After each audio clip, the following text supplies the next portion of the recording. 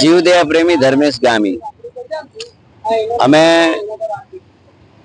આ પ્રતિક ઉપવાસ પર એટલા માટે બેસેલા છીએ કે સુપ્રીમ કોર્ટનો જે કઈ રસ્તે રખડતા કૂતરાઓ બાબતનો ઓર્ડર દિલ્હી અને એનસીઆર નો આવેલો છે કે જે પણ કૂતરાઓ છે એ તમામ કૂતરાઓને પકડી અને શેલ્ટર હોમમાં રાખો અને ત્યાં એમની સુવિધા કરો.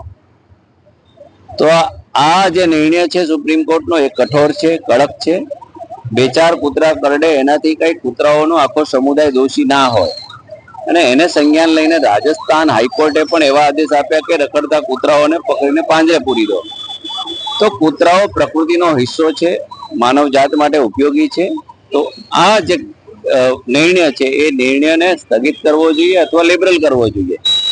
જે પણ કૂતરાઓ કરડે છે, ભાંગેલા તૂટેલા માંદા કૂતરાઓ હોય એમને શેલ્ટરમાં રાખે તો કોઈ વાંધો નથી, પરંતુ એના કારણે તમામ કૂતરાઓને રાખવા કેદમાં એ બિલકુલ અયોગ્ય છે. આ નિર્ણય લિબરલ કરે, નહીતર આ અમારું અનશન અહીંયા સુરત ખાતે શરૂ છે. લાખો જીવદયા પ્રેમીઓ આના સપોર્ટમાં છે અને પોતાનો વિરોધ દર્શાવી રહ્યા છે. તો અમારો બી આ ગાંધી ચિંધ્ય માર્ગે અમારો જે હક અને અધિકાર છે એના માટે અમે પણ ધરના પર બેસ્યા છીએ.